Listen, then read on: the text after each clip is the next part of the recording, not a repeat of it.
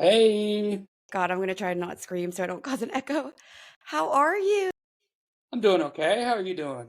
I'm so good. Happy early birthday. Same to you. I know. Look at us.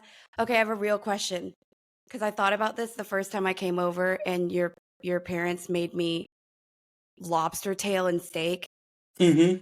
And I remember thinking, does Taylor secretly hate me for crashing this? Because they do it Nah. up. Like, I can't believe how they do birthdays. Mm-hmm. Nah, it's okay. Don't worry about it. I always thought, and so you're born on the 11th, right? Yep. And I'm born on the 10th, allegedly. Is it okay if I do your numerology just for fun? I've never done Yeah, this. go for it. Okay, so you're right, so you're December 11, master number. And then what year were you born? 3 or sorry, 6? 96. Right, so it's 12, 11, 1. Yeah, yeah. Wow. Yeah, well, that's interesting. I didn't know that. So you're a 3 life path, but you're a 30. So that's kind of like a 3 on steroids. Interesting. Yeah. And 3 is just actually a lot about communication, which I guess that's the calling for you to, you know what I mean? Who knows? Who Well, you're an knows? amazing speaker. I mean, I can't tell you. I feel like I annoyed before you got there on Thanksgiving. I was just like seriously just ranting about like how great of a conversation we get to having. Mm-hmm.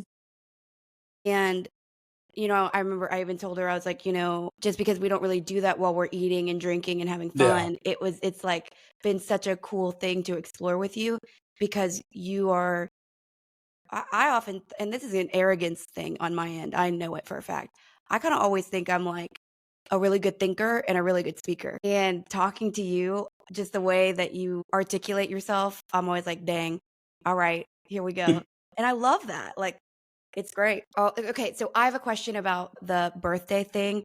You know how Mhm. there's always some like counterculture, like, oh, by the way, I should be doing like intros better more, so we're gonna try. But welcome. So, oh no, it says Terry Groom. That's so funny. Oh Here, gosh. I can change it. Do you want Taylor or Steven? Just put Steven. That's easier. Okay. Ooh, I could add a title. Oh my God. Nighteye. A founder, CEO. What do you want? Owner, whatever. Whatever works. I'm going founder. Okay, cool. Also, you're gonna let me know when you have another investigation. Yeah, definitely. Bad bitch extraordinaire. I'm just kidding. Okay, cool. All right. Well, welcome to The Wolf and the Bear After Dark, because we are going to get into some stuff that is a little bit off what we normally go into. We are here with Stephen Groom, the founder of Nighteye Paranormal. Also, my brother from another mother. We're one day apart in birthday, which is so weird and cool. And so we have been getting together and sort of talking about more of the occult stuff, more of the paranormal stuff, all kind of the stuff that I think Terry would be like, I'd rather just be doing readings and like Yep. not Yep. listening to all this. And, so I think she's probably a little bit relieved too, because I'm always going to ask somebody and I'm sure she's Yeah. tired of my ass. Okay. So with that out of the way though, um, so when I was in all those discords and we were kind of talking about, I was sort of having this like death of the reality I thought I knew.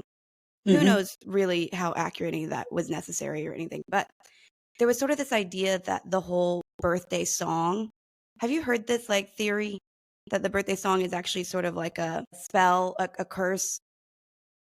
And I so the haven't fact, heard that, but I mean, technically, all magic really is just rituals that you perform to get some kind of outcome from.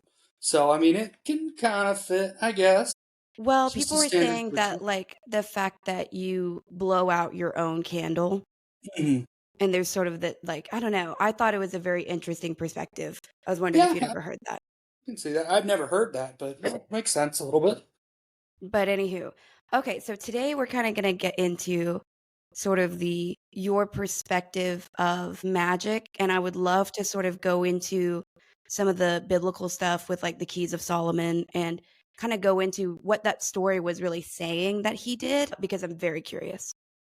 Yeah, absolutely. So, we do have to get into the two different types of magic Mhm. just before we can start really delving into things. There is a right-hand path and left-hand path. It's not dark versus light. That's kind of more of a modern understanding of things. Right-hand path in the past was believed to be at the right hand of God, so it was supposed to be at the benefit of other people, while left-hand path was basically your own path. You were using magic for your own gain, regardless of how it impacted everyone else. And for the listeners who are unfamiliar as well, the paths, when we say path, we're actually kind of referring to the Kabbalistic tree of life, because whenever you sort of see that, which is sort of the Hermetic Gnostic version of ancient Judaism, and it's interesting because there is a zigzag path theoretically that you can take on the, I might pull it up for everybody, on the tree of life, that is emulated in like Pink Floyd, in a lot of these logos, but it's actually kind of considered a dark path the way it zags. So just a curious little tidbit of fun. But anyways, sorry, go ahead. Oh, no, you're good. So the modern interpretation of black versus white magic really isn't correct necessarily. It is an oversimplification on things. Typically, you would view left-hand path as being closer to what we would view as black magic nowadays, but it doesn't always have to be a negative. It is just benefiting yourself over others. Right-hand path would be, a lot of people would say, oh, that's white magic. Well, that's just benefiting everyone else around you, regardless of the detriment to yourself. So it is kind of a little bit less good and evil and a little bit more outcome dependent. Interesting. Okay. In the effect of who it benefits. Yes. Okay. Now, where do you think the earth magic, things like that, sort of the part where you start necessitating elemental energies to charge what you do? So those can be used either for left or right hand path. They're not really necessarily dependent on a specific side of the coin to really work or to be used. You do typically see more nature elements in right hand path than you do left hand path. Okay. But that's just because people tend to call on nature a little bit more when they're trying to benefit the world around them, while they are calling on more, I guess you could say, self-important deities when they're trying to do left-hand path magic. Do you, this is going to sound like a leading question, but I guess this is more of like a fear of mine, and I enunciate this a lot, but with the left-hand path, is there a point where if you see people working within it, where you start to see things go south, like things start to look a little bit unwell or poisoned? Yeah, so there's definitely a side of left-hand magic that tends to be a little bit more damaging to people, and that's where you see people get into things like curses and basically trying to make other people find their downfall. It tends to trigger back on them, and that's what is called in magic as the rule of threes. So whatever you put onto someone else, you get back 3 times towards yourself. And on the other side of things, with the right-hand path magic, if you're putting good things onto other people, you're going to get that back to yourself as well. So both of them can be relatively self-serving. It's Dang, I never just, thought about that. yeah, it's just who gets the immediate benefit and what the intent is behind. So I'm so far out of this world of understanding, just because the study I've done has always been about like the origin of things, but never the what, why. So can you give me an example, like a literal example of right hand path? And let's throw it into the ancient times. Let's say somebody, sits at the right hand of the emperor and they are trying to do something to be good, I guess, to help the people. I don't know. So a good example of that in modern day time would be things like healing magic. Okay. But there is argument to be made that a lot of the Solomonic magic started out right-hand path after the fall of Solomon, and basically the god that was in charge of that revoking that form of magic, it kind of leaned more towards left-hand afterwards. But initially it was right-hand path. For a little bit more information, a lot of the magic of Solomon was focused on basically constraining demons to convince them to do his will, and the will was always supposed to be beneficial to the kingdom or God's country, as they believed it. So how do you think, based on your study, where do you think that kind of went wrong? If the stories are to be taken literally. Yeah, so the biggest thing is Solomon started worshiping false gods, basically.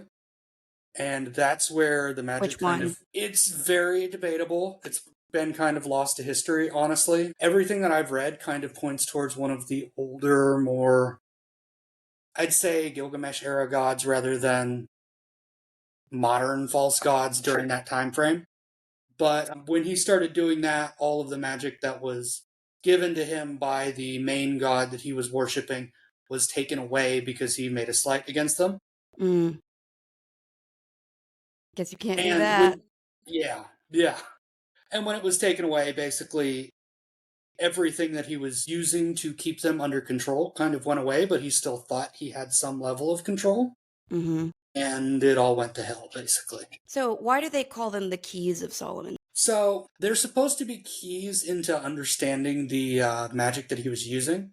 It's more of like a direct description of what the book is supposed to be. It's kind of the gateway piece so that you can really open yourself up and understand that.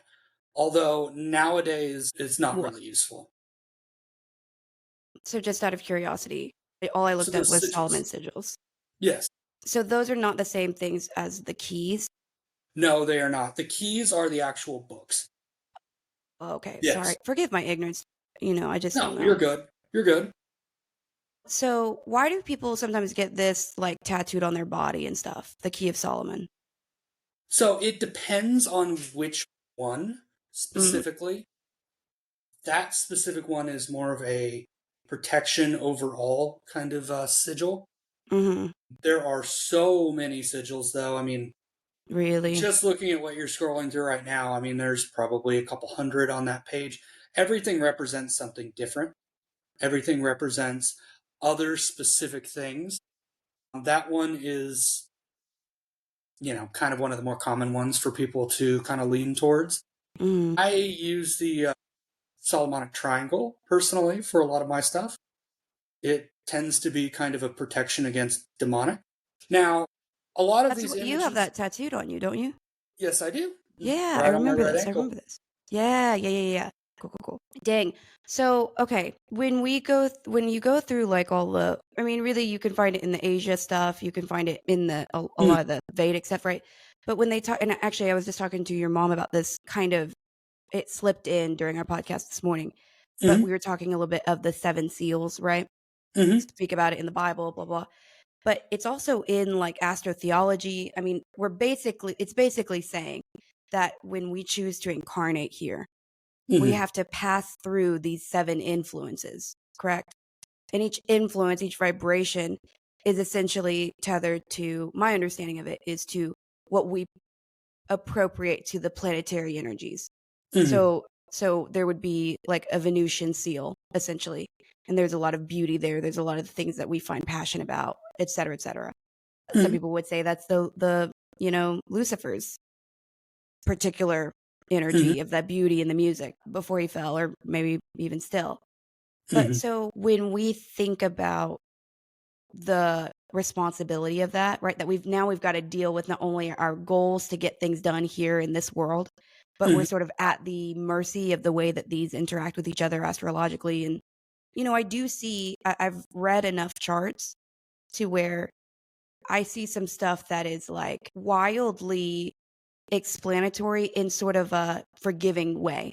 And what I mean is, mm, I'm not the person who thinks that the stars run the world. And I'm not the person who thinks that I'm not particularly interested in the divination of it. And I know the Vedic is actually really accurate, the people that are amazing at that.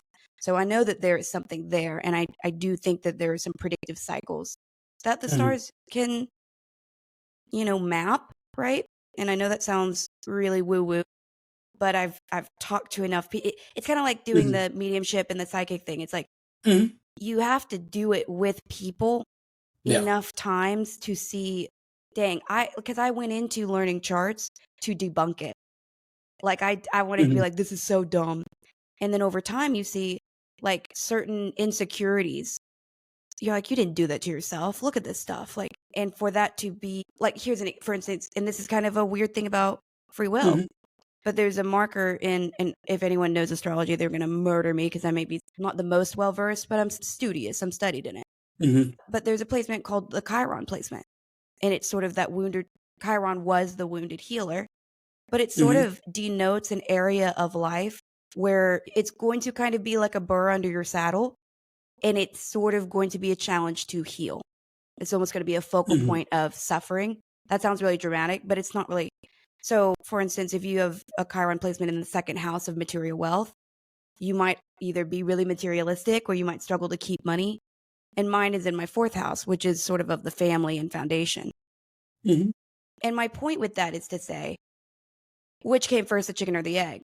Did the stars know that my parents were going to suck, or did I, which came first? And who's to say? And I don't act like I know who makes those decisions. But I think that when people talk about the gods and talk about the mythology of the way that they fight, and I'm talking about the ancient ones, Mm-hmm.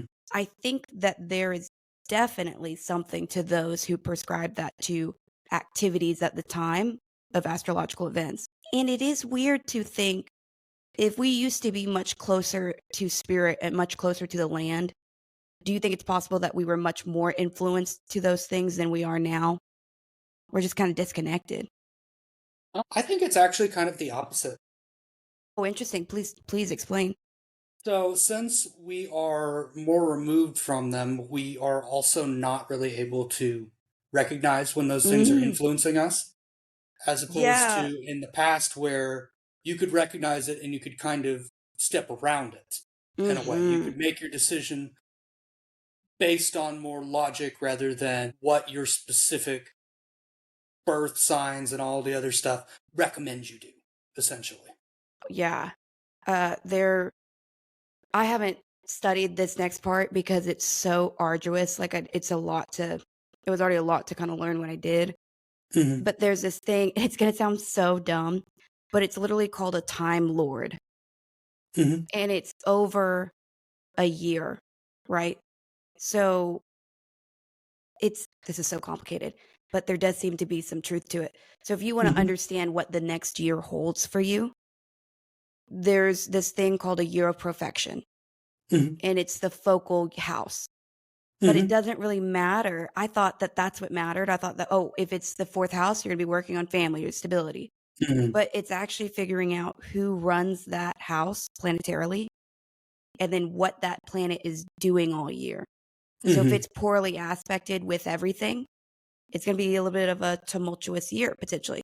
So then you look at it and say, well, maybe I'm not going to start big new things, but we don't watch it that closely. I certainly don't. Yeah, absolutely. And I think that there were ways to counteract what the year was going to bring to you in the past that we don't necessarily have anymore. So we're Tell me kind what of, you mean. I mean, you could do things that could kind of pull you out of that cycle, essentially. So let's say the Yeah. upcoming year is going to be bad for your business or a bad time to explore, bad time to go places. Well, that's more of a guideline as Yeah. to how you've acted up to that point and what is going to likely happen. I believe that understanding what the future is supposed to hold based on those kind of readings is the most important thing when it comes to changing them. So there's not really a I agree. need, yeah, there's not really a need to actually follow through with that. It's more of a understanding that this is likely if I don't change certain things or I don't do certain things. Obviously, you can always fight up against the river and things will work out more or less. True. Some people think that it's more of a guidelines of what would be most beneficial to you during that year. But I think that that kind of gets swayed with the choices that we make throughout our lives. Just because in that reading, you're always going to, if you do that reading at any point for that specific year, it's always going to kind of show up as the same thing, essentially. So let's say you do a reading for next year and you did the same reading 3 years ago. They would likely be very similar results. I think that because humans are able to make choices, it kind of throws off that time schedule that we have. Mm-mm. And that Bad. means that it might not be next year. It might have been this year. It might have been the year before that. Mm-hmm. We just don't know currently.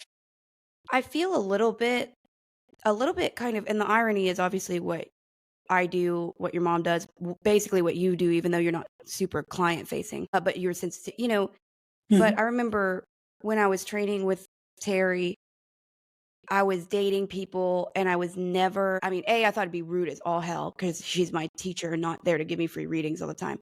And Hmm. B, there came a point where I really didn't want to know because Hmm. A, it wasn't fair because he couldn't go to somebody and discern things. And I felt that it was almost like taking away from my ability to experience that authentically. Yeah. So I felt Uh, protective of that. Absolutely. And there's also something that I've ran into with the current client of mine where she gets readings and she gets answers that can be interpreted in two ways, one positive, one negative. And she's always leaning towards the negative. Mm. And readings can be helpful, but I think that if you take everything at face value with a reading or you interpret things in a way that kind of fits with the story that you're trying to tell yourself, it can be more damaging than anything. Well, it's sort of like, people I had an old roommate who she was always going to her same therapist, and she was like 8 years in. And I remember Hmm. thinking, this therapist ain't doing anything. If anything, maybe making it worse. And Hmm. that was just a knowingness I had because I thought, he, oh, you're not getting better. But Well, it's just like in medicine. Why sell the cure when you can sell the treatments that cost three times as much? yeah, I just don't even know. Who knows if there's even that much awareness to it. Maybe he's just bad at what he does. Maybe he thinks it's Maybe. always going to be a dialogue. And maybe I just hold a different opinion that it's Yeah. like medicine. You don't keep taking it if you don't need it. Yeah. But then again, here I do this podcast, and that's a lot like therapy. So maybe I'm just covering it up in something else. But, you know, anywho, with the astrological thing, though, there is a lot of argument to suggest that things have felt different since the eclipse. Oh, absolutely. And something real did happen. Yeah. Even ignoring the astrological impact and all of the readings that those are giving, things have just been way, way off for quite a Yeah. while, honestly. And yeah, the eclipse was one of the things that things started getting When bad was that? Back after. in March? Yeah. When did we? Yeah. The big one that I've noticed though is things really started going downhill after that solar flare that we had. Mm, That is when things started getting really weird. For me personally, in my line of work, mm-hmm. I don't know how that necessarily reflects on other lines of work, but I've noticed with the demonic since that major solar flare, there have been way more cases that I've had to investigate that involved a demonic or involved a more negative entity than I have pretty much ever had. And typically, when you go on those kind of investigations, the mindset going in is that it's probably going to be about 1% of the time that it's demonic, about 40% of the time that it is nothing, that they're just reacting to nothing, and the rest of it is, oh, it's a human spirit or it's a nature spirit or it's whatever. But it has shifted recently to almost 40% demonic. It's been really strange. Yeah, I don't, is that, I guess I wonder, what could that really mean? I mean, because it's hard to assign, but it's like, does that indicate that the whole world is just becoming more energized spiritually, almost like it's waking back up? Mhm. Or is it because it's being asked forward? I think it's kind of a mixture of both. We did discuss in the last episode a little bit of kind of popular culture bringing in the darker things into light more often Yes. than not. I think that more people are not really understanding things, but still trying to practice, and it's causing more negative things to happen around the world.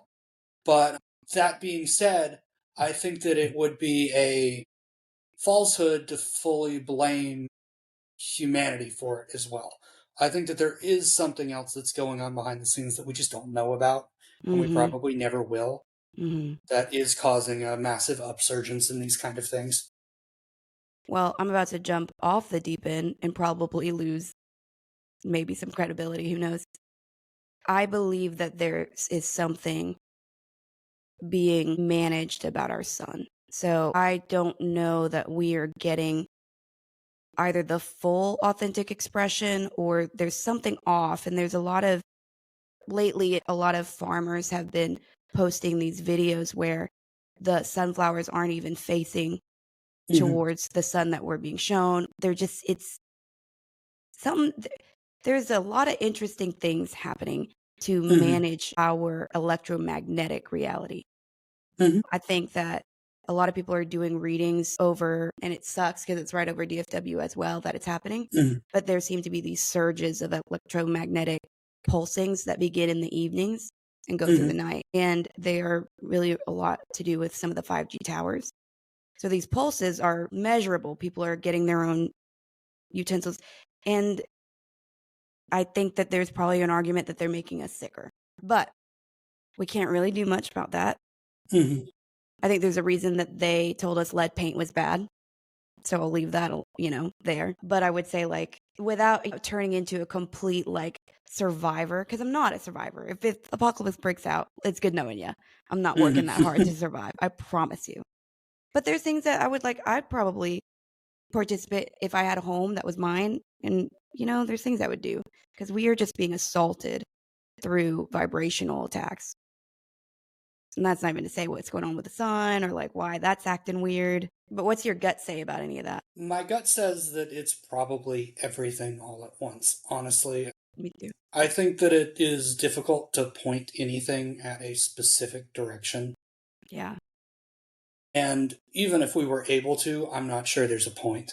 No, I agree. I think you're 100% right. To me, there's always been a weird desire for me to feel maybe that I'm in pursuit of the truth, but I'm thankful because I've just divorced myself from needing to have a real answer. And maybe it would even stress me out, honestly, to have a real answer. But, back to your point sort of about what we are doing, right? What us as the unknowing as we participate. So back to the magic thing. So you said the right-hand path would have more to do about healing, probably more to do about healing the earth, preventing or providing. Well, I don't know. They sacrificed a lot for rain and fertility. So I don't know. I don't know how right-hand that got or that stayed. And then obviously, just for, I think everyone can determine, but what would you say an example of left hand would be? Demonic summoning, doing things like charms to make yourself lucky that would negatively basically siphon luck off of other people. There's a ton, honestly. Basically anything you see in the old movies with the witch covens is probably what would fit in with that. Dang. Okay. So let's get into that. Okay. So you just touched on this reality of there is no such thing as making a charm that just only makes you luckier. Correct? There is always a price. And the price is either your life essence, correct? Or someone else's, like you said, luck. Someone else's. Yeah, someone else's luck. I think saying life essence for those kind of actions is a little bit extreme. I don't think something like luck would cost life essence typically. It would just be basically siphoning that off of someone else. But basically one of the key defining features of left-hand path would be transferring the impact, the negative, basically the cost onto someone else. Yeah. Right-hand path, typically people will take the cost themselves and use whatever they receive to benefit everyone else, while left-hand path typically will force the cost onto another person and then get the benefit from that. And that is one thing that you see with a lot of covens, which I'm sure there are viewers who hear me say coven and are like, oh, those aren't real things. There are people who practice, and yes, they call themselves covens, where they will split the negative impact amongst themselves to get something done. And typically that's the safer way to do it and the kinder way to do it because everyone involved is willing, but it's not, that doesn't magically make it right-hand leaning either. That's a great point. And also, when we say covens, that originates within the Bible, and they are basically sharing a explained and understood and articulated covenant together. Yeah. Just like we create covenants with God, or just like we create covenants with whatever we want to. right? But it's a Yeah. spiritual agreement. And in a modern sense, I think that a large portion of biblical definitions on that have kind of faded away. Most people nowadays just view covens as a group of people that they practice with, and they don't necessarily fully jump into the spiritual agreements. But That that's being what it said, is. yeah, I mean, that is the definition of it, but it's not necessarily how people practice anymore. Okay. That words change meaning over time, and because of how modern society has developed and witchcraft has become so popular, and most of the people who are jumping into witchcraft are not necessarily the religious type, they're more the spiritual type. They don't really interpret it as the same thing, and their intent is not the same entering in as what would be required to do the spiritual agreement between all of the different people. And that's why you see covens that a lot of people call them temporary covens. More or less, it's just groups of people that get together, practice, then disperse, and then maybe they get together again later or not. Who knows? But aren't there real repercussions? Not well, Mm-hmm. there are real tethers there. There are real, when you practice together, you're interlocking your spiritual willpower, correct? Yes, it depends what you're practicing doing, though. Mm. There are certain spells that would involve interlocking everyone's willpower and everyone's spiritual essence, but there are others that don't necessarily. Typically, what will happen on the ones that they don't normally interlock that kind of thing is one person will carry out the act and the others will agree to take the negative from it. And they're Mm-hmm. not necessarily putting in their essence into the actual spell. What they're doing is they're making themselves the receiver of the payback for that spell, which is a little bit more complicated and a little bit different. Dang. See, I think most people, I think your average hippie chick is not looking into this in this way. Or do you think I'm wrong? Am I overly fearful about their ignorance? I think that to an extent you're not, but I think their ignorance is a little bit further than what you're thinking as well. A lot of them are so unstudied and unknowledgeable about these kind of things that they're just not doing things right. So it gets into a situation of basically just a bunch of idiots running around making noises, doing weird ass things in a dark room and nothing happens. The ones that you should be worried about are the ones that we don't know about. They're not the hippie Yeah. girls saying, "Oh, I joined a coven last week. I'm doing this."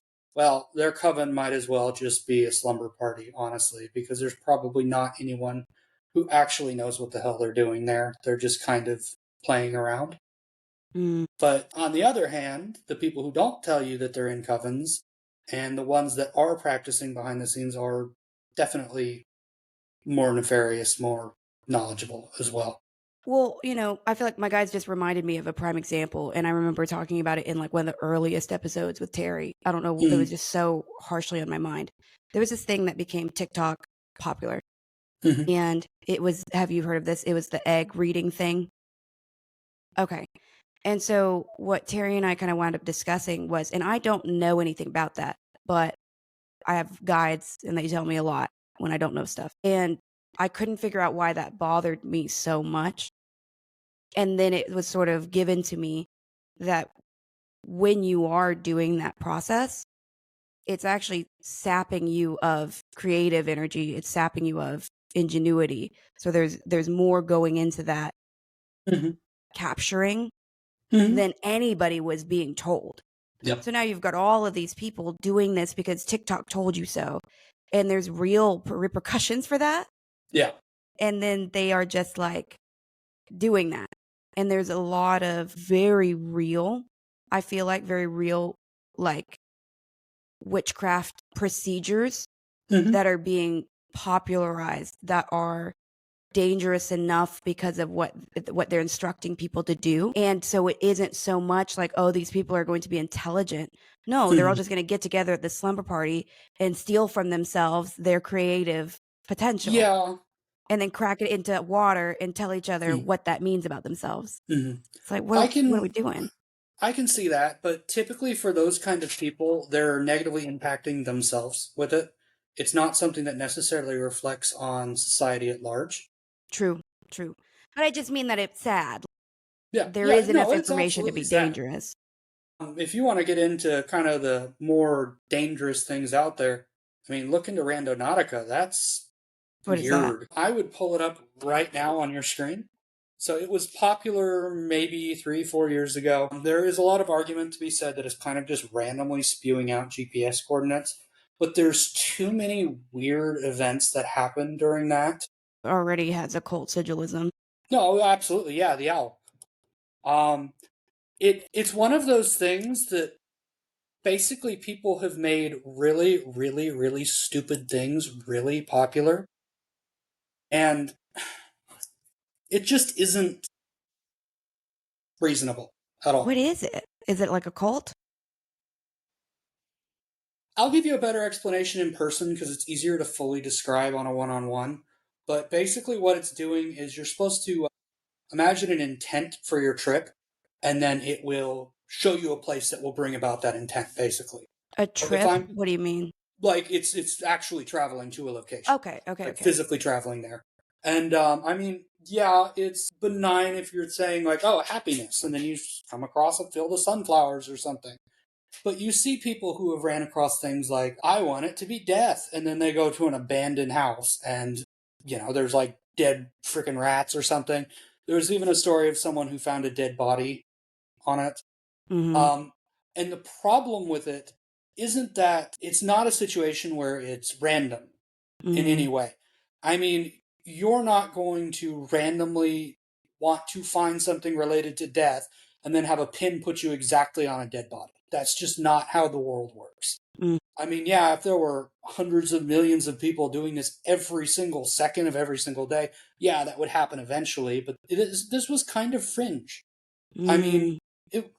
they had a lot of downloads, they had a lot of people doing it, but it wasn't something that was as wide scale as like Pokemon Go or something like that. Mm. It was fringe enough that all of the negative repercussions that they were getting were kind of eerie. Mm. Okay, so back to kind of like the magic thing, right? Mm-hmm. So, how would you, to an unlearned person, how would you describe the difference between working within management, working within magic, and sort of the unique relationship we have with guides? And like, why is that different? Guides are basically using recommendations or using energy that was already attached to yourself. Magic, you are asking the universe around you and doing rituals that will help influence the energy that you have rather than you doing it yourself or someone attached to you doing it yourself, doing it themselves. Magic is more of an external affecting the internal, while guides are more internal affecting the external. Okay. So, excuse me. I'm not quite sure. I mean, we've never talked about it. So, for you, when you have the experience of convening with your guides, or when you see your guides, how intense is your clarity for that information for other people? Can you see other people's guides? Have you like what does sort of that look like for you? It depends on the situation, honestly. Because I Sometimes never I do. can. Yeah. Almost. Sometimes I can. Um, and it becomes a situation of more reading lips because I can never hear them. I can never hear someone else's, but I can see them occasionally. Oftentimes, though, if I'm not able to see them, it's a situation where my guides will tell me what theirs are saying rather than, getting a direct bit of information from them. But guides are not used as often in magic as you would expect. In fact, they're kind of a rarity to be seen. Yeah. I mean, you Well, can yeah, have. that wasn't about magic. Yeah, no, absolutely. I was curious Absolutely. because I have more questions about well, I'm building, but I needed to kind of understand Mhm. when you okay, because I have different and I think probably lower grade if I'm being honest. Like when I connect with guides, Mhm. it's never a single voice. It's never like I know who they are because of my training and I can Mhm. convene with them when I go into meditation, but it is always claircogency. So I just Mhm. come into a knowingness about what's up and it feels a Mhm. certain type of way. So it know it's them. But for you, is it like your mom? Like, is it conversational? Yes, but mine are a little bit more standoffish with a lot of things in the sense that they won't necessarily have a conversation. They'll Okay. just say something specifically and be like, nope, it's this. Or they'll show me something specifically. It'll never be, you should do this. It is, this is what you're going to do. You know that, right? Mm. And it is different for every single person, and it does depend on what their guides' personalities are like, obviously, and how receptive they are to actually listening to them. When you say they, you mean like a person? Yes, Yeah. absolutely. Are you good at listening to them? Because I don't think I'm great. I'm okay-ish. Nah. Yeah, okay. See, I'm sure they're exhausted with Mhm. what they have to do. We know they're there. We know they're probably right. And we're still like, but Sterling's Yeah. got to find out for herself. Yep. Dang it. Why can't we just listen? Well, we're Sages, man. We can't do it. Yep. Can't do it, won't do it. You know, technically in Vedic, by the way, we're Scorpio, which fits me better, fits you a little bit better. Yeah, I can see that. I can see it fitting. Because I've always known there was no way I was only Sag, because that darkness within me, that sort of curiosity about it, the comfort I have with it sometimes, not like in doing dark things, because I'm not really great at that, but I like digging into it. And some Definitely. people don't want that. Like there's not a curiosity there. Yeah, and then there's some people that think they have a curiosity there, and they really don't. So when you start pointing certain things out, like another different client that I have, when you start pointing things out to them or giving them references for things, they're very much like, oh, well, I don't know if I'm comfortable reading that, but send me more information, send me this. So that they'll ask you about it, but then when you give them the sources, they're like, no, I don't want to do that. No, definitely not. I don't want to look into that. And it's kind of weird. Well, there's two guys in particular in the discords. One I think is a really good person, but I definitely think he's gotten himself attached to something that's not great. I think he knows it. Terri and I both advised him on it, actually, because he was on the podcast for a quick second. And it's just like a tale as old as time. A not bad person, just trying to figure it out, gets caught up. Yeah. And his final question to Terri was, and this is you never ask this question if things are going well, right? But he kind of was asking, like, how do I temper or sort of hush almost this energy that he works with? He didn't ask it quite like that, but that's exactly what the question was. And we both heard it that way, and so you don't ask that when things are going smashingly. And then the other guy, I want to have him on the podcast so bad. I want to have him on while you're on. And I think he's going to say yes, but he's very in it. Like, he's more studied. He definitely has an arrogance there, but I perceive him as a class which could be dangerous. Not that I think he is, but he's at least studied enough. The other guy, I think he's just kind of trying to figure it out. But there's something about this guy where I don't feel anything on him, which makes me think he's dealing with some interesting, more good, more, I don't know how to say that, strong, I don't know. Or I could just be wrong. I'm very curious what you would think. But hopefully if I can get him to say yes, I'm going to call you immediately. Okay. But just to sort of have you there, because I want to let him talk. I want to let him have his experience about the topic. But I also want you there to be like, well, I'm curious. You Definitely. just know more. Anyways, oh my gosh, where was I going with that though? We were talking about kind of getting involved. Oh, I was just thinking of him because he's definitely read the stuff. Yeah. You know what I'm saying? He's well read. Where do you think with your guides, because the standoffishness, and I think people don't really understand this, our guide system, do you believe that there's a vibrational match necessary, that they do have a tendency to resemble their host, or do you think that it's completely rando? I think it's a little bit of both, honestly. I think that a large portion of it is the guides kind of choose you just based on whatever they want, honestly. But I do think that there is kind of an energetic level where they wouldn't be able to see you if you weren't a close enough match to them. So just because you are similar does not mean that one is going to be like, you're the one. That's you why have to be someone who piques their interest, essentially. Well, and also, I mean, is it true do you believe that our main guide, right, our gatekeeper, kind of is with us over lifetimes as well? Oh, definitely. Yeah, Definitely. okay. I think that specific guide, though, kind of is a different story. I think that one is assigned to us at birth, and I think the rest kind of come and go based on whimsy, more or less. Well, I mean, that one and the protector guide, right? Yeah. Those are kind of the two. And you always, when you see other people, you always see at least two. Yeah. Normally, I don't see their main two, though. Interesting. Yeah. What do you see? I see one of the other ones that's connected to them typically, and I do see them in pairs normally. But I've kind of noticed the main two don't really like to show themselves to anyone who isn't, the person that they're connected to. Thank you so much for saying that, because I've said that 100 times. That's my biggest sticking point. No psychic is going to look at you and be able to tell you about your main guides. They don't really allow it. Yep. Yeah. Do you see spirit animals around people? Occasionally. Occasionally. Not as often as my mother, but occasionally. Why do you think that is shown to us sometimes? Like, how is that helpful information? It depends on the situation. My mindset is that the spirit animals tend to be a little bit closer resembling the person's base personality, minus all of the decisions they've made, minus everything. So it's what they would behave like if there wasn't other things attached to them.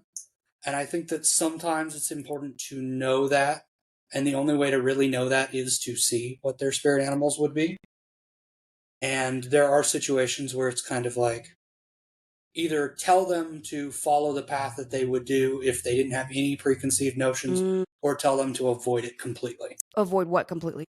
The path that they would normally take based on, yeah. Dang, that is so interesting. Okay, so what is your opinion about, because I've said this before, but I can't remember, either this is what Terri shared with me, I can't remember where, but there was sort of a belief system as well where there are spirit animals that are a little bit more reason for a season.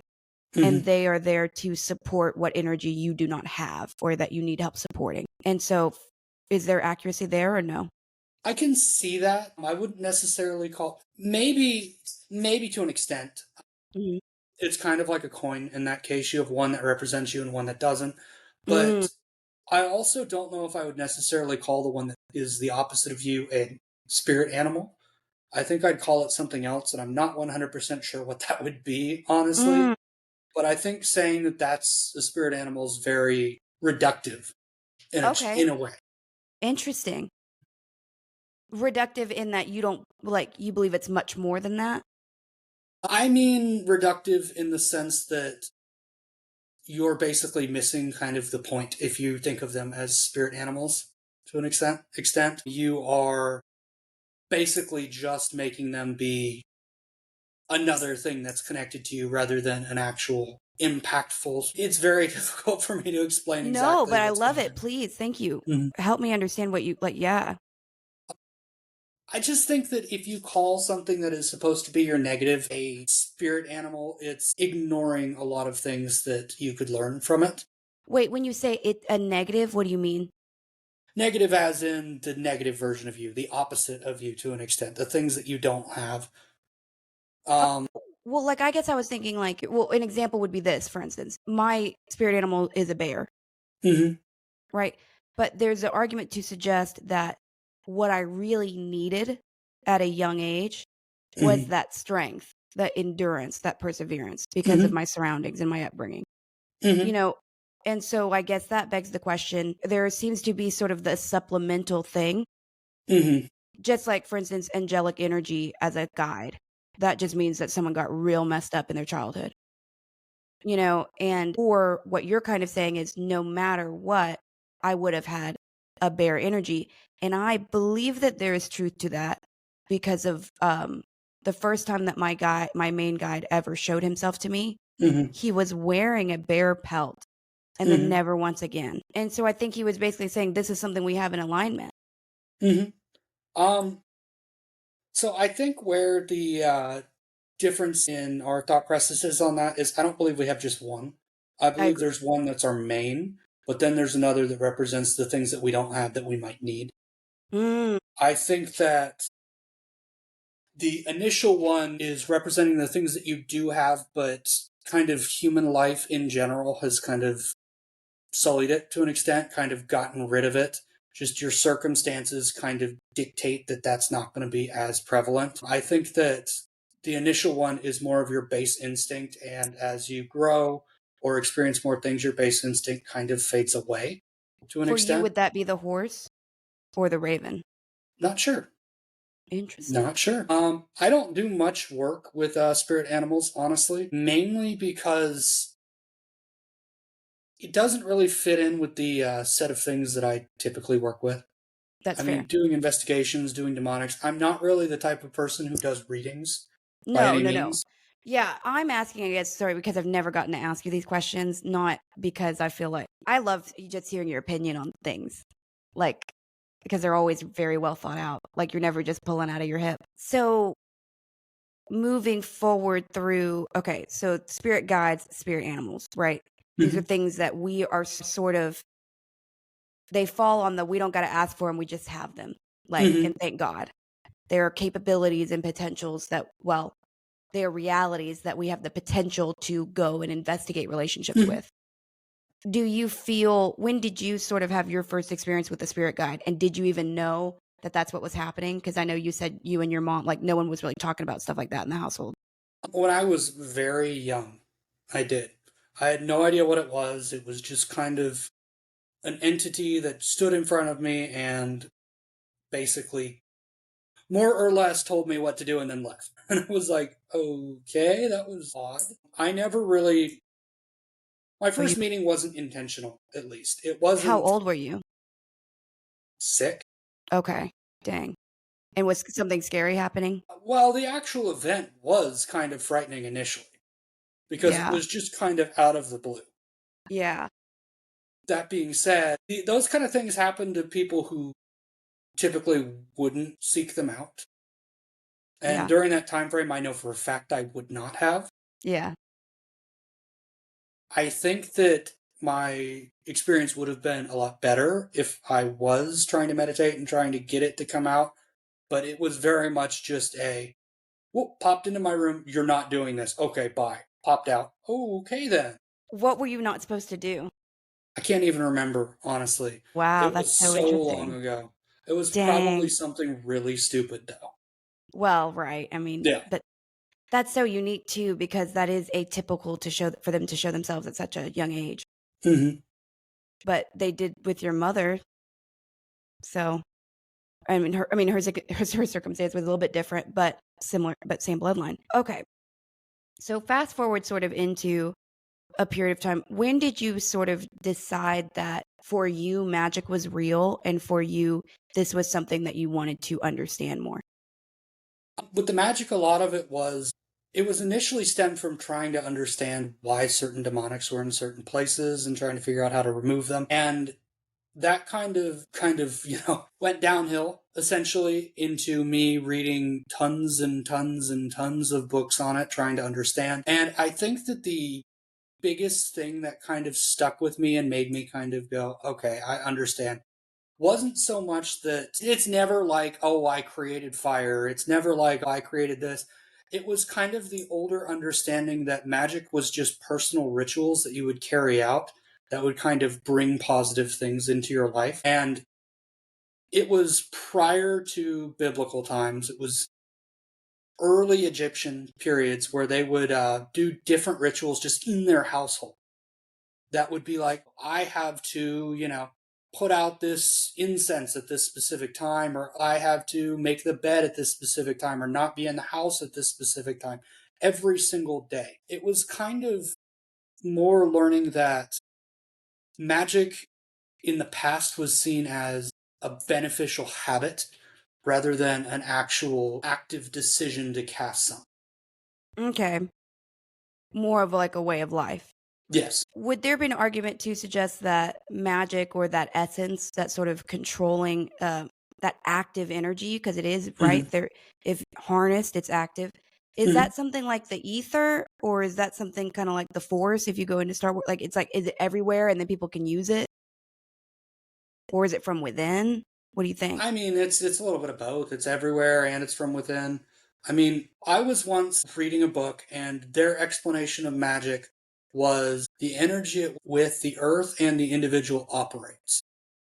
And I think that that's more of a description of it than anything I've ever heard or That's a seen. great description of it. Something animates us. Mm-hmm. Something ties us to our body. Mm-hmm. Something doesn't prevents us from slipping out until we're prepared to do Yeah. so. You know, if you want to go into like something gives us that silver cord. Mm-hmm. So there does seem to be an organized design. What do you call that? And that's probably the Mm-hmm. same thing as what we would call Yep. dancing in a certain way so that it rains next week. Mm-hmm. You know? And old style magic, yeah, that was something that, I mean, certain groups would do, the different rain dances and things like that. But at its brass tacks, it was things like, oh, if I do this, then my day will go fine. If I do that, then I'll be okay. It was at a very base level, it wasn't an intent to impact how the rest of the world was behaving or what was happening at the moment.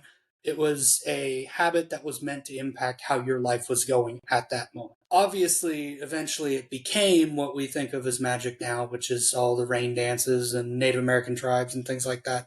But I think that if you kind of say that that is magic, all of the modern weird, I'm going to sacrifice blah, blah, blah, so the sun won't explode kind of thing, then you're kind of limiting yourself to understanding it to an Mm-hmm. extent. I think that it's important to really understand what people were doing in the past and why they were doing it, and kind of ignore the really big explosive events that people would do.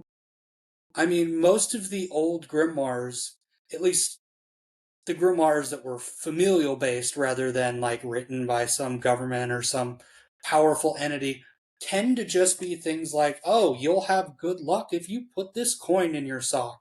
You'll have this if you do that. It's almost closer to what we would call, oh gosh, why can't I remember this word? It's always the words that are like really common that just slip my mind entirely. Well, Walking kind of under a like ladder. leveraging like superstitions. Yeah, it was, you should view it as a ancient form of superstition that may or may not have been legit, and a few times it was, a few times it wasn't. It just depends. Mm-hmm. Also, our belief does a lot.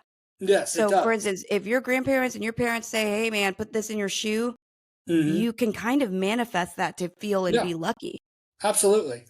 And I think that that kind of is where magic initially was. It was Mm-hmm. your own intent and your own belief impacting what actually happened. It slowly developed into more external influences, but I think that the external influences are not what magic is, they're a consequence of knowing more about it. Okay, that makes sense. It seems to be true that there is the white magic, right? Whatever you want to call that, the right hand path, the white magic, the black magic, sacrifice magic, creative magic, also Mm-hmm. known as sex magic. So there's a lot of different vibrations that people can pull from, essentially. That's what I Mm-hmm. would call that, right? Those is just tapping into a different vibration of this energy. Yeah, essentially. I still kind of cringe a little bit at the statement of white versus black magic just because it is an oversimplification of things. But there are different vibrations that you pull from to get certain results. And there are different tasks or rituals that you do to get certain things to behave in certain ways. One of the reasons why I think sacrificial magic was so popular, especially in the Mayan civilization, for example, was that life energy tends to be the strongest in general, Yeah. and it tends to be the thing that you see the most return from. Yeah. It's the ultimate Yeah, cost. It's the yeah, ultimate price. absolutely. And life energy and sacrificial magic, I kind of view as an offshoot of blood magic to an I mean, extent. it is, right? It is, but blood magic doesn't typically result in the death of someone or the Mm, death of something, while mm, sacrificial magic does. I yeah. think sacrificial magic was taking blood magic and kind of expanding upon what you expect to happen. Well, and even though it's not humans, right? They Mhm. say the Abrahamic religion sort of attempted to halt some the human sacrifice. But Hmm. when you go back through scripture, they're asking for like 800 bulls at any given point. Like, you know, I mean, there's a lot of death that is kind of being paid to the Abrahamic Hmm. God. Yeah. And I don't think that that is like a reason to hate the Bible or whatever. But I think we can definitely recognize that that is not a current thing that No, would it's anyone not. would be comfortable with now. I mean, if you pull up the kill count of the Bible, the devil has what, 4, and God has millions and millions and millions. Yeah. I don't know, but that's a good point. But too, you know, that's the theory about Jesus, was Hmm. that he was supposed to be the final sacrifice. Hmm. And thus the sacrifice was not necessary anymore or something. I don't Hmm. know. Yeah. So that does bring up the idea of right hand, left hand path again, because that does state that human sacrifice is not always a negative thing. It's Correct. just nowadays it would be. But if you use the idea of dark versus light magic, what comes up is the impact doesn't matter, it's the action. And that kind of is counterintuitive to what magic is as a whole. It Wait, is, say that sentence again.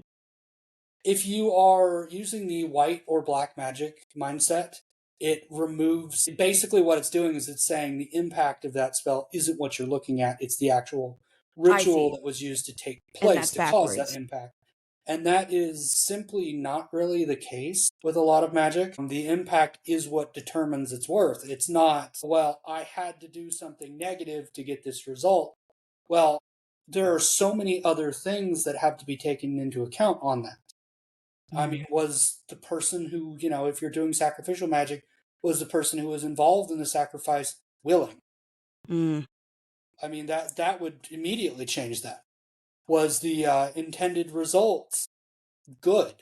Was the person who was being sacrificed negative? Was it asked for? Was it? It's very complicated, and I Who's think that asking for it yeah, is a good well, question too, you know? yeah, and I think that when you try to say something is black magic, it kind of reduces a lot of the thought and conversation that can be had behind it. Hmm. While left hand path, since it's basically just the impact is supposed to positively influence me, and if it is negative, I'm going to transfer that on to someone else. I think that that allows for more open ended conversation Hmm. than Hmm. this is dark magic, this is evil, period, end of story. Hmm. The dark magic versus white magic thing is kind of a modern church thing. Hmm. It was never, that was never what they were perceived as before the church kind of stepped in and ruled magic as being heresy. Hmm. In fact, if you go back in time, there are several grimoires that were even written by the Catholic Church at one point. Hmm. They were practicing magic. Hmm. But at some point it changed and they started saying, "Oh, well, it's black magic or white magic. You're either good or you're evil, and white magic is only church related." Mm. So where does the alchemical thing come in? Because obviously, to me at least, all of those texts are just discussing it's another form of a grimoire. Hmm. No, absolutely. I mean, I would say that even chemistry nowadays could be perceived as another form of magic as well. I think that it is what you're trying to produce and what the use of that object would be. But if it's just, I'm just having fun, I'm trying to make gold, I'm trying to do this, it tends to be more neutral. Hmm. Yeah. Well, you never hear any sort of designation of good or bad to alchemical behaviors. And I think that You it's don't. unique that it escaped that stigma so fully.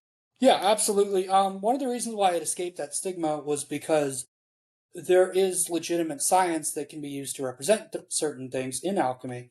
I mean, obviously, there's no science to turning lead into gold as a human being, but there is science behind all of the different chemicals that they've used.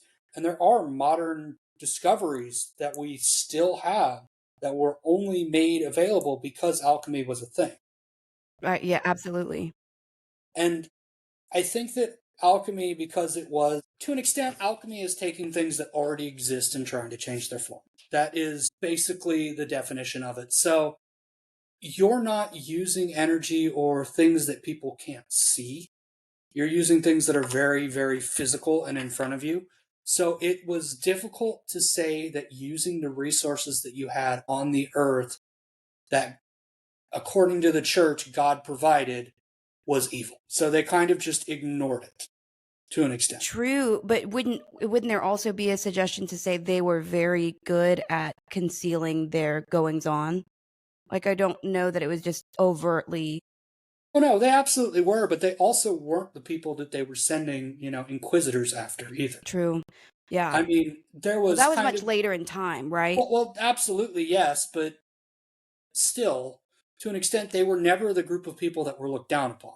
They were thought of as scientists. They weren't thought of Mhm. as magicians or witches or Well, they were patroned exorcists. by wealthy individuals, Yes, so absolutely. they were perceived as a science worth investing in. Yep. And that's kind of the reason why you don't see people label paths with alchemy, is because it was so heavily accepted during its time frame that it was just kind of, it just is what it is. It was just a normal day-to-day thing that some people did. So is there any, back to kind of for you personally in your world, are there any of those rituals, so to speak, that you do maintain for yourself? As far as Yeah. like, well, this is something I do. So what's an example of something that you're like, yeah, I keep up with this? Well, I keep a silver coin in my pocket all the time. And what's that for? So silver has been, well, I'll bring up the actual chemical thing with silver. They used to use silver for gunshots in the Civil War because silver was very bacterial and it would Yes. prevent people from getting infections. And there was always this belief surrounding silver that it would kind of remove negative ailments or remove just negative energy from your life. So I Oh, carry that silver with me. bullets. Yeah, yeah. I Yeah, mean, yeah, yeah. that's probably the most extreme But usage of silver, but I do remember that now. and I carry a piece of silver with me everywhere. And just so you know, the spot price on a silver coin is not high enough to rob me, anyone who's watching this. But that being Watch your said, pockets tomorrow. I carry that with me. I mean, you know about my tattoo. That's one of those things. It's kind of a ritual that I don't have to do anything with, essentially, Mm-hmm. every day. Yeah. But I mean, you could even point towards someone like making their bed every morning as a form of ritual. Yeah, it's an organization. Well, Mm-hmm. so do you remember when? So I'm going to talk around this as much as possible because I Mm-hmm. don't want to get too on the nose about it. But there was a situation that was, an area of importance was sort of undergoing some duress, right? And I was really, really, really worried about it, and I just couldn't get it off my mind. And I wound up typing something out, and it was meant to be read, but I wasn't expecting anyone to because it was Mm-hmm. ungodly long. Yeah. But there were really two people on my mind. And that was sort of put in there if you wanted to go find that. Mm-hmm. And I couldn't figure out why I felt so focused on writing this. It didn't really say much about anything, frankly, like you Mm-hmm. weren't going to glean much from it. And it was like, I mean, I literally looked down and I looked back up and it was like 2.5 hours because Mm-hmm. I'd actually deleted part of it. And I was like, oh my God, I do have to do this. I need to retype Yeah. it. And I couldn't figure out what that was. And then I kind of realized at the end of it, I mean, somebody let me know, I guess, where it was like, Mm-hmm. this was a form of spell casting. Mm-hmm. Yeah. And the Essentially. cost that was paid was my time. Yep. And so there is a recognition where, I don't feel particularly comfortable with the topic of magic. Mm-hmm. And yet, intuitively, whether I was guided to do it that way or what, there is no mistake to me Mm-hmm. why that sort of just acts. I mean, I feel like it kind of accidentally happened, Mm-hmm. but I felt so strongly that I was like, there has to be something I can do. Mm-hmm. And who knows if that was ever anything, but it was sort of a way for me to set my sights, if somebody did have a weapon, on the ones that I wanted the sight on. Mm-hmm. And so, and I think, and my intention was that if anyone did read it, that the reason it was available to be read was so that that would then continue to charge it. That was my hope. And I don't have any reason to know what any of that means, but it was very intuitive. Does Yeah. that make sense? Yeah. Makes sense. So who knows?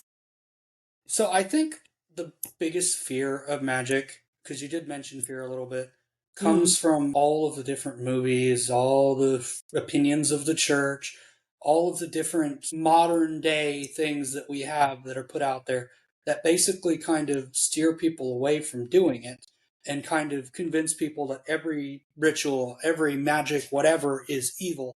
And there is that's kind of ridiculous, honestly.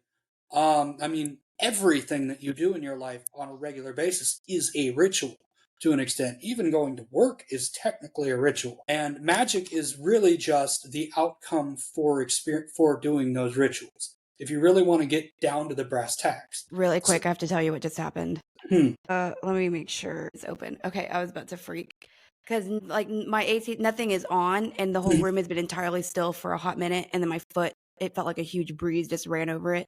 But I do have my window open, so it's probably that. Before I call a paranormal investigator, Oh, God. check the windows. Yep. But I hear you. I'd like to defend, though, that you, please do understand, my fear actually comes from the fact that I didn't even believe in it or think it was real or anything about that necessarily. And then I was introduced to clients before I had a firm understanding of that. And so then I stepped into, and I recognize this is an interesting sample size, right? I get that. I continued to see people claiming to wield it, and I felt that they were very unwell. So my sample size kept telling me, this isn't what people think. This isn't what people think. And so that made me very cautious. Yeah. On top of it, I did sort of have that satanic connection to it as well. So that kind of leans back towards what we talked about in the other episode is edgy people who just want to get into something because it makes them seem tough or different. The thing is whenever anything is good, we've come to the modern understanding that we don't attribute that to magic.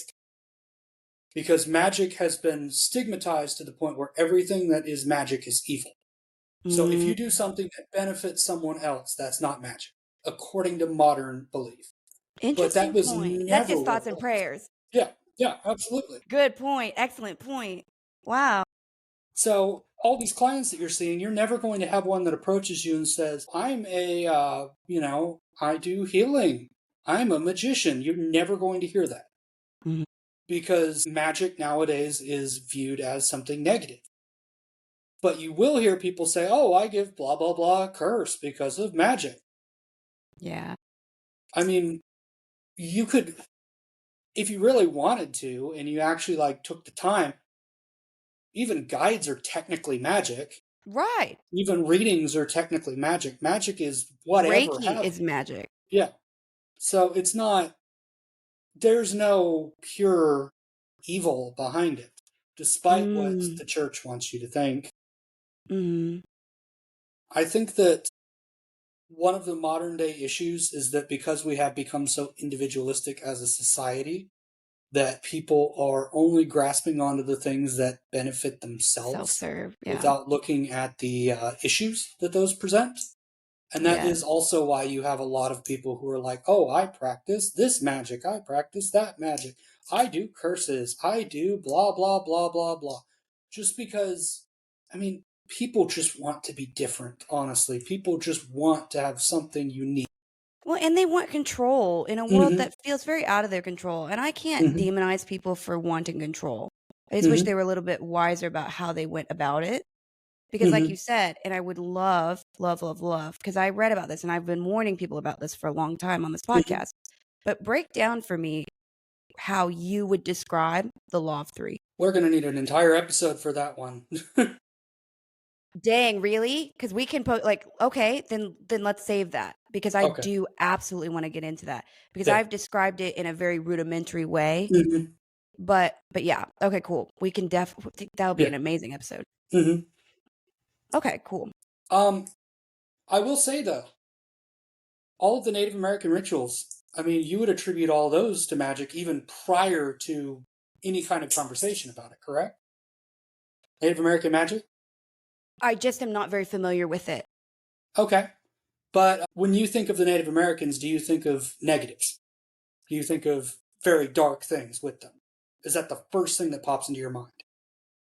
No, but I perceive them as very knowledgeable about ancient arts. Mm-hmm. Well, what I'm getting at is a large portion of Native American practices can be attributed to magic.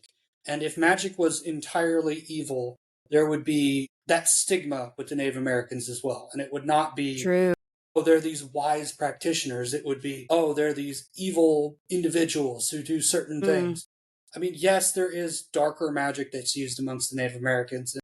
At some point, we'll talk to someone who grew up on a reservation and go into that. Oh, I'd But love to.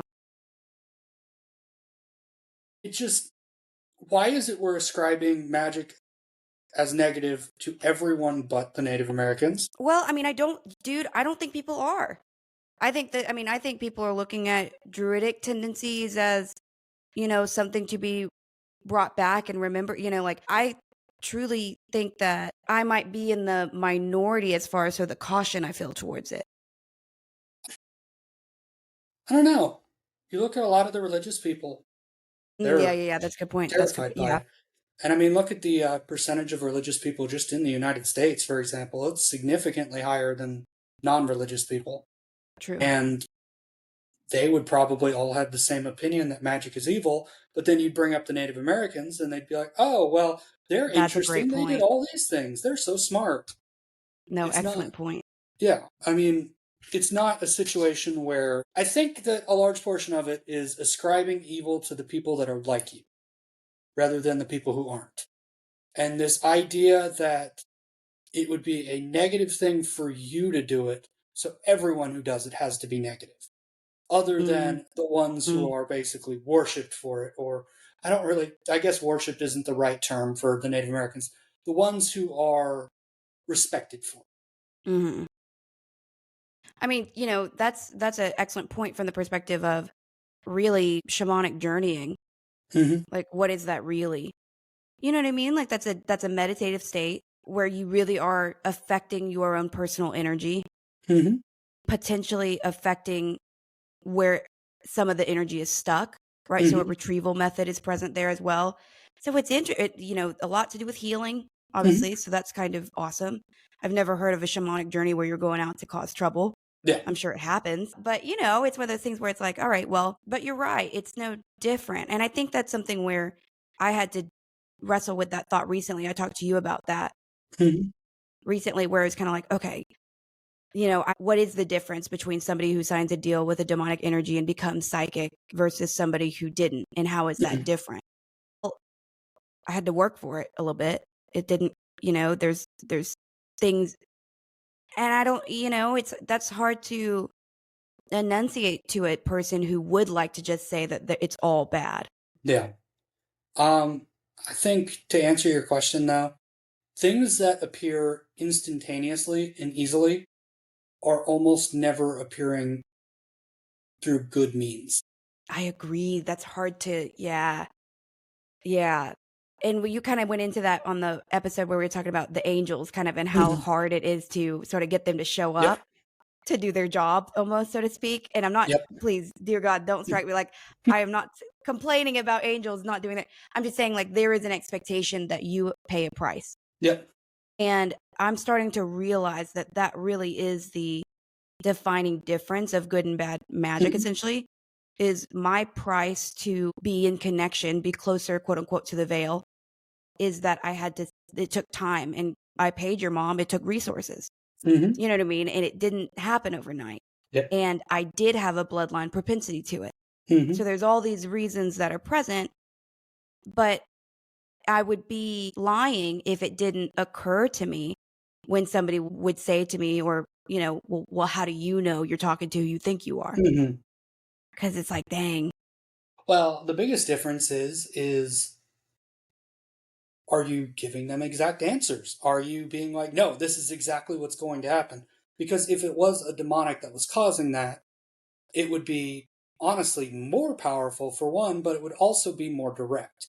It would never be, well, you'll likely have this if you do this. It will be, this is what you're going to have. This is what you're going to do. Why do you think that the practicing Catholic exorcists, right? Because I was watching a lot of their stuff because I was trying to understand more about kind of the legal understanding of how they work with and Mm-hmm. deal their work with demons. But they always are so sure that anytime anyone's participating in mediumship, that it's all demonic energies. And they're like, sure. Well, when you read the Bible, there's plenty of mention of mediums being perfectly fine. I mean, Jesus visited a medium, for example, or a mystic specifically. I think that the biggest thing is that they view any power that is outside of human understanding, that is not derived from God, as evil. And I think that it complicates things if you try to get them to view things from a kind of grayscale rather than black and white, because they will start doubting themselves at that point as well. And they can't afford to. No. Because their belief is what makes them strong. Yeah. Catholic exorcists, at least a large portion of them, and I'm not talking about the top of the top, I'm talking about the guy who thinks he's an exorcist who suddenly wants to get ordained to do that, are typically people who have a little bit of narcissism in themselves. They're people who believe that they are chosen to do that job. And there's necessarily not another option for them. That is what they do. That's what they were meant for. Period. End of story. And that's not correct. Well, I guess. Go ahead. Sorry. No. Well, I was going to say there's always options, but every Catholic exorcist I've ran across has been basically under the impression that God created me to be an exorcist. I am the exorcist. I am blah, blah, blah. And they've never been humble about it either. And they've been very outspoken about the fact that, oh, this is a power that God specifically has given me. And that is very narcissistic.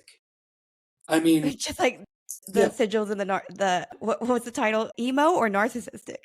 Yep. That tickled me so much when I saw that. I said, we're keeping it. But, so I'd like to go ahead and just say, there's two people that I consumed a decent amount of their stories. And what I felt, the reason I could deal with it, the reason I could really hear them was because they were very low key about it all. In both ways, they were very much like, hey, you don't have to be, you have to believe all this, but this is how and they were, well, I guess a little bit more just like, here's my experiences. And so they were not really the ones that were demonizing mediumship necessarily. There were hints at like, hey, what you're talking to isn't what you think. Yeah. But that sort of belief system. But one of the things that sort of was curious was they were, and this is important, or very curious because of what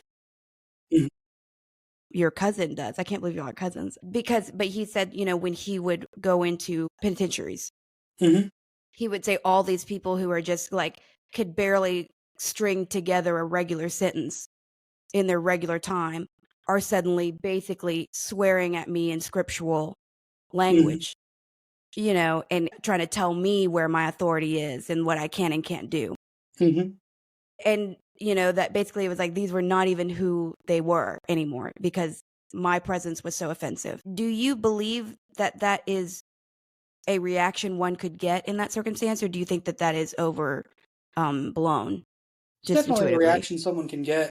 I think that his specific case, though, is a little bit more extreme than others because, he is a guard at a prison. He does have a position of power over them to begin with. So no. This was an exorcist visiting Yeah. He was there to do something. My cousin, that's why I was kind of. I know. Yeah. Well, I only mentioned him because what an interesting place for him to sort of hold ground, regardless that he's not exorcising people necessarily, but like it's just a unique. He's doing work there, whether he knows it or not. So if you're talking about those kind of reactions at a prison, I can see that happening. Mainly because, the demonics that are attached to them are kind of stuck there too. They can't jump ship? They could, but it took them so long to get attached to that person. Why would they? As long as that person's released at some point. But prison is a situation where the base instincts of both human and inhuman kind of explode. It's not like normal society where you have to be withdrawn about those kind of things in order to make it. So I can very well see people going into a prison as an exorcist and getting that response. because, I mean, they can't do it in normal day to day, but they can do it when, they already are basically exposed. That being said, I will say, to a lot of exorcist credit, they are pretty much only dealing with the darker side of things in general. So when they are running across metaphysical people, when they are running across people who do mediumship, they're only running across like the 0.2% of the population that did something stupid. They're not Yeah, running and that across needed every. them to come Yeah. fix it. I Yep. see, I see, I see. Yeah, that's a great point. Oh my god, that's an amazing point. Dang, they're seeing like the worst case scenario all the Yeah. time.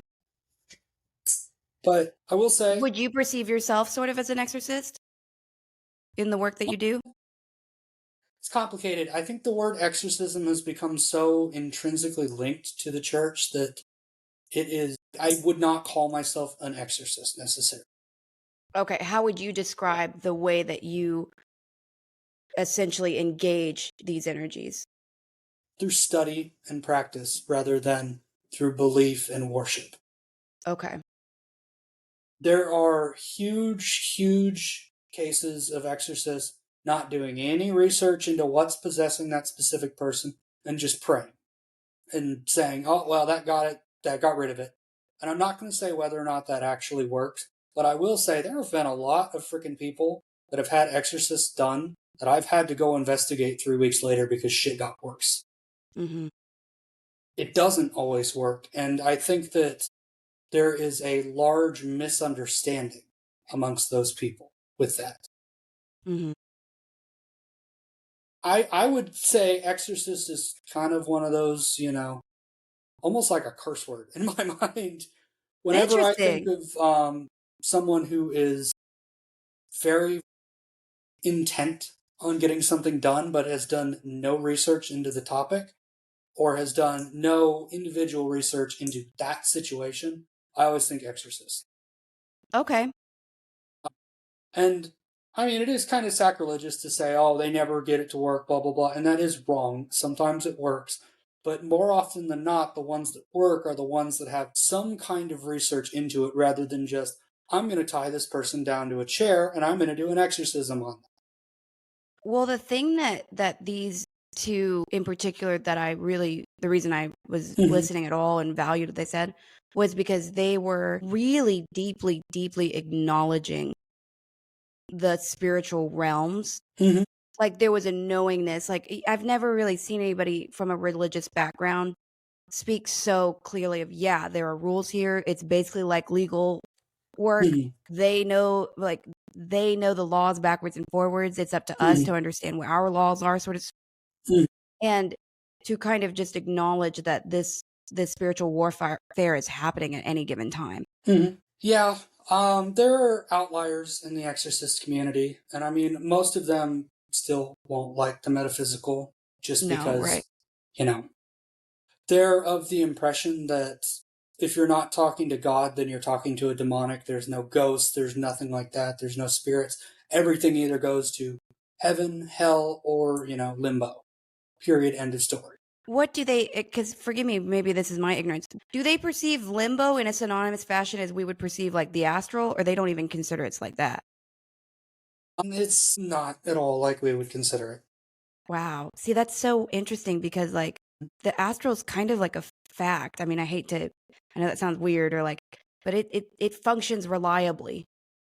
The mindset is essentially that once you've left your mortal body, you are no longer able to be on Earth unless you are a demonic. Yeah. No, I don't believe that.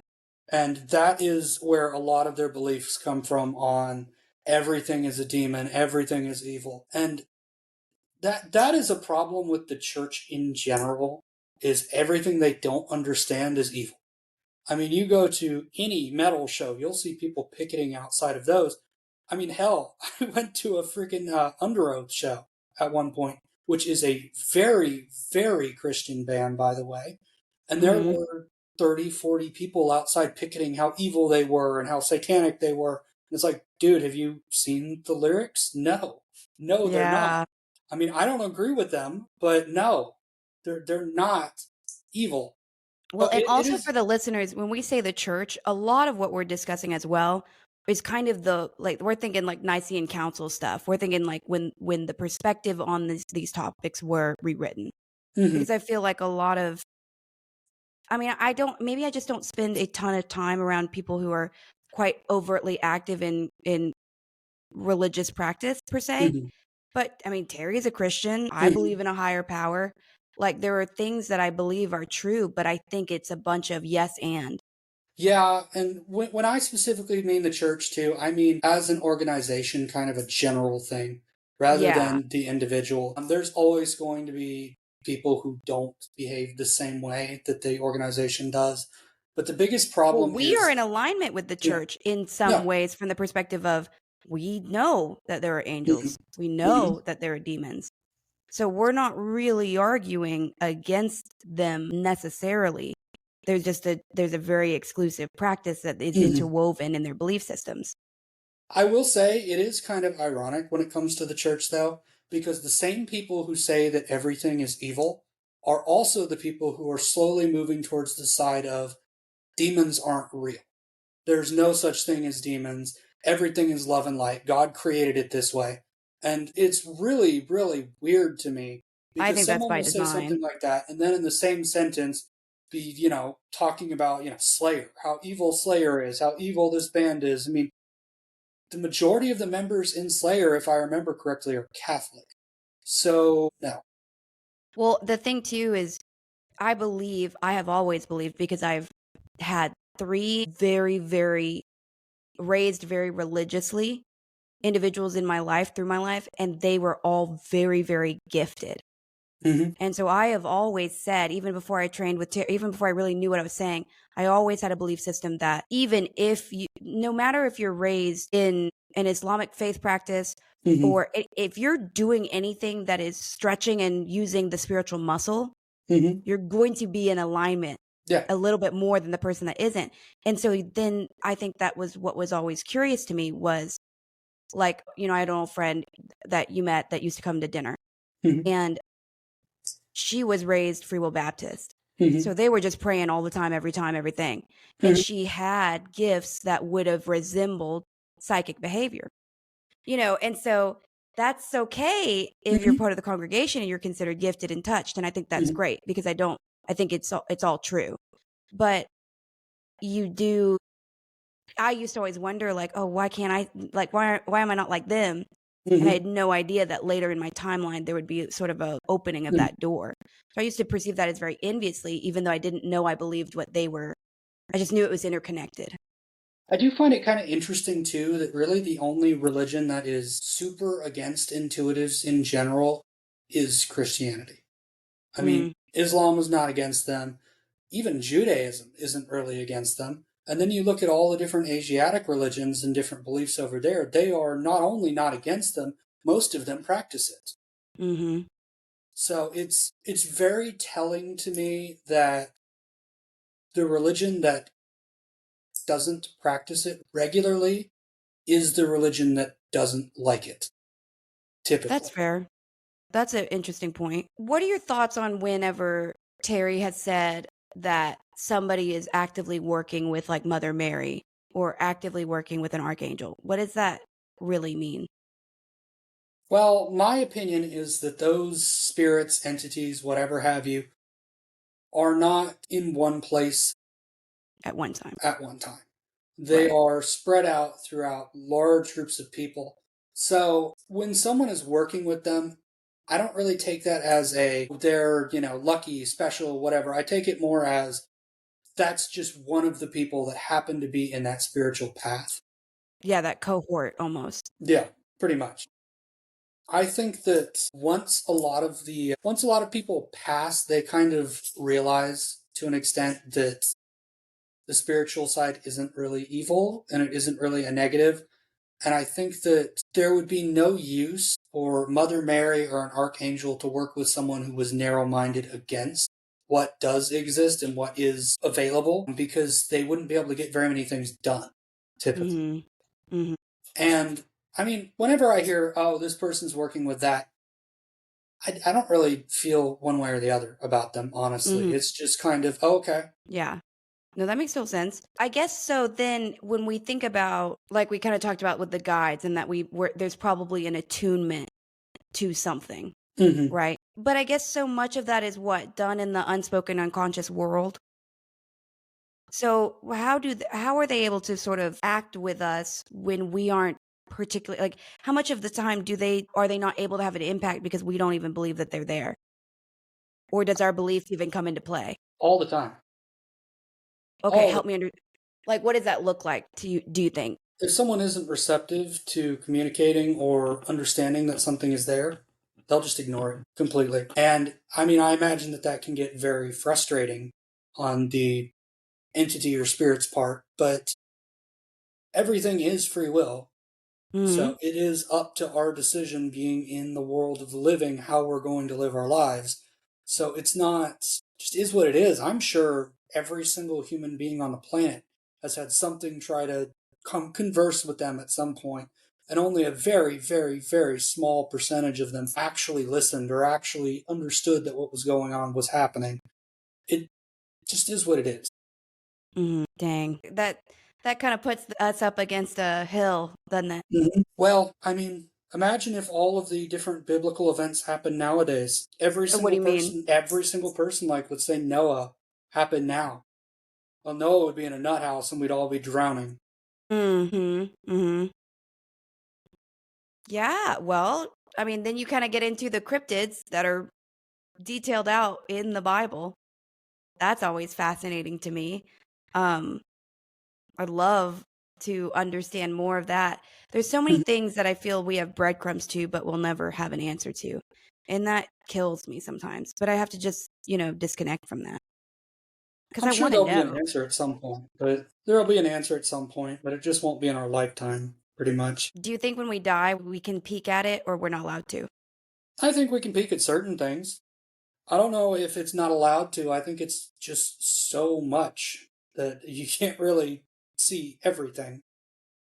Do you believe that a lot of the things that are described in Revelations have already occurred?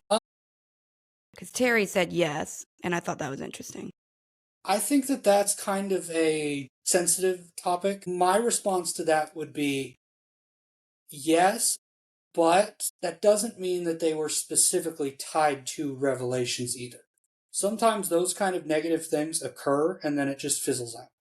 Sometimes those events that they're talking about in Revelations happen, but none of the other ones happen, so they just kind of don't do anything. My opinion is that all of them have to happen within a certain time frame for anything to actually be legitimately said, oh, well, this occurred because of Revelations. It's Well, difficult. like for example, Euphrates is dry as all Mhm. hell. Yeah, That's weird, yeah, it right? is. It's very You weird. know, some And things are weird. yeah, that happened, but I think that attributing that to specifically Revelations would also require everything else in Revelations to happen, at least within 100 years. Do you feel that we are in any particularly interesting time? Well, absolutely. I think that because we've kind of strayed so far from what humans were kind of intended to live their lives as, we've become much more likely to have very negative things happen to us. And I do think that those kind of events are interesting to an extent. I think that our time frame is going to be one of kind of rebirth and re-understanding rather than a time frame of complete destruction. I think that we're And going you're talking about to like our lifetime, right? Like you yes. and me, our mortal existence. Okay, so you don't feel like we're going to go through a cataclysm so much as like everything's just going to be weird for a long time? I don't think it's going to be an event that happens at once. I think that things are going to go to hell slowly. It won't be like Revelations and it won't be cataclysmic, but it'll be things slowly getting worse and worse and worse and worse until one day something snaps and we either get significantly better or we get, just neutral, I guess. I mean, we've already seen a lot of that with like the COVID situation with all of the lockdowns. And we've already seen that with, basically the war that we're going to have with plenty of different countries right now about what's happening in Russia.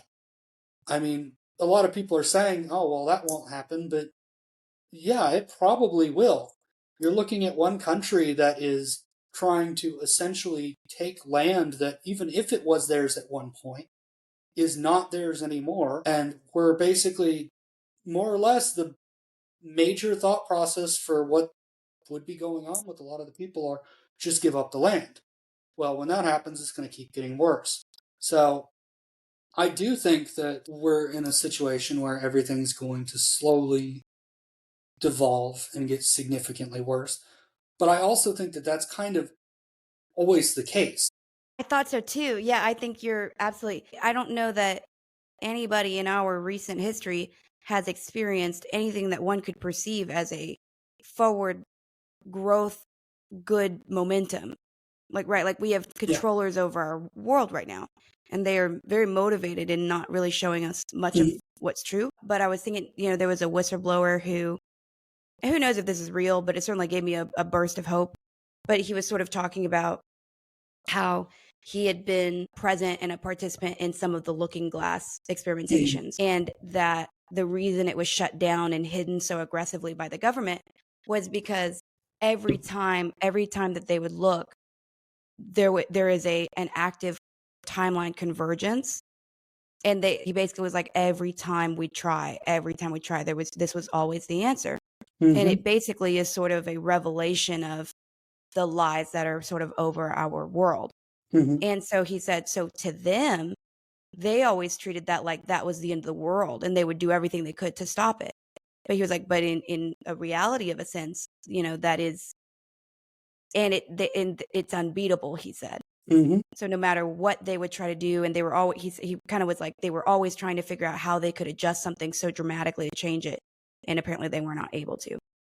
And that's, I mean, if that's legit, God, I hope it is. Well, on top of that, it is kind of impossible to alter something knowing it's going to happen, because you don't know whether or not you knowing that this is going to happen is what causes it to happen. Oh yeah, it's the Greek tragedy, right? Yeah. I always think about that. It's kind of a cognito hazard, honestly. But I think that there is something very cool, if that's true, right? If there is a breakdown in timelines to where it's all leading towards this one event, and the event is more about truth and about sort of like that we're under a thumb a little bit, that's kind of awesome. Yeah. Just because it means that there is not, and there doesn't seem to be a way to stranglehold the natural order. Yep. That's kind of hope-bearing. I would definitely say that we are likely to be kind of... I would say that there are things that are going to happen that are unavoidable. And I would say that those things, knowing about them, might actually make them happen sooner, not later. So my mindset is that I don't know if we should even worry about them right now, honestly. Yeah, I agree. I mean, yeah. Worry about what? We don't even know. We don't even have the things to worry about fully in front of us. Like, we're very concealed from it. And I'm okay. I mean, like, we got to pay our bills, and, I can't submit to nihilism with it, because I don't think that that's the answer. I also can't overfocus on it, or I get a little bit crazy. The thing about that, too, is nihilism has good things and bad things. The mindset is you can either go down one path, which is nothing matters, so why should I care? Or the other path that is nothing matters, so I'm going to do whatever I want, as long as it's not negative. And my mindset is that if you're nihilistic in a healthy way, it's perfectly fine. Yeah, I agree with that. But I don't think it's in, it's not in my energy to, I tried it. Like, I spent a lot of time being kind of nihilistic and atheistic and just sort of done with it all. And I wasn't particularly motivated or happy. Not that I need to be a big believer in some messianic change that will occur either. Like, I'm just kind of hopeful that there is seems to be a give and take of good and evil. There's definitely an aggressive front of that. So I'd like to be on the right side of that if I can. Yeah, definitely. But, man, what another wonderful conversation, dude. Yep. We're 2 hours in. I can't even remember how that happened. That's incredible. Well, next time I'm going to have, if you're willing, Mm-hmm. let's talk about some of these rules next time. Rules like the rule of 3 or even Mm-hmm. other ones I probably don't know. Okay, definitely. What do you think's one that I've probably never heard of? Mm-hmm. Yeah. So there are so many rules that it's kind of difficult for me to even know specifically what you've heard of, but I will say that the equivalent exchange thing in the freaking anime, the Full Metal Alchemist, is actually pretty close to Oh, right. yeah. Y'all, there is so much disclosure in Japanese anime. It's Yep. crazy. Yep. I believe that. I believe that. Well, Hardcore. my personal belief is also that kind of Japanese society is one of the only ones that, or at least the only modern societies, that kind of has things right to an extent when it comes to spirituality. It is a lot more prevalent over there, but also a lot more understood over there. Are you speaking on Shintoism? That and even ignoring their religions, just society in general. Oh, I I mean, see. even Yeah. the atheists in Japan, a lot of them are very, very spiritual. The only thing that I would disagree with them on is their opinion on ghosts, but that was something that was so heavily influenced by just, you know, constant movies, constant scary Mm. stories that it just kind of held on. But everything else I'd say is pretty reasonably correct. I'd say the same thing about India to an extent as well. But I think Japan is a little bit closer just because they are integrating that into modern life, as opposed to like in India where it's kind of a separate thing to an extent. Mm-hmm. It's I don't know definitely gotten though. more lost in the sauce in India. Well, Well, then maybe I'll ask. Maybe if you could bring like your top 3 or your top 5, where you're like, if I wish that if anybody was into this, I wish they knew about these rules okay, sounds good. because those that frankly I would just die. I love stuff like that, and I really appreciate you sharing what you know. Definitely, definitely, definitely. And I guess we'll try and have the meeting with someone from the reservations at some point. Yeah, I would love that. Do you want to do that as okay? So not in the video. Do you want to do that as a kind of like a halfway episode where it's like shorter and it's kind of not released at the same time the other episodes are, or do you want it to be a full 2 hour session or whatever have you? What kind of so let's determine that when we sort of find out what this individual is comfortable with. Okay, sounds good. Perfect. And then we can kind of put our brains together with that. And then I'll work on my guy, see if I can get that on the books. And then we'll be Sounds rolling. good. That'll be so much fun. Look at Sounds good us. to me. Yay. I think the world of you. Happy birthday. I can't wait to see you Happy tomorrow. birthday. Yep. See you Yes. tomorrow. And then I'll chop this up and it'll be cool. Okay, sweet. Yay. Sounds I love good. you. Bye. Have a great night. Thank you You so much too. for just hopping on here randomly. I was Yeah. editing and I was like loving what we had talked about last time. And then I got the itch and I was like, wonder if he's free. So thank you so No problem. much. And I feel like I've learned so much and I definitely Mhm. value your opinion about things because it's so obvious that you're very learned about it, but also just like letting me detour into the guides to just I love, Yeah, that no I'm ADD problem. as all hell. Mhm. All right. I love you. We'll talk Sweet. soon.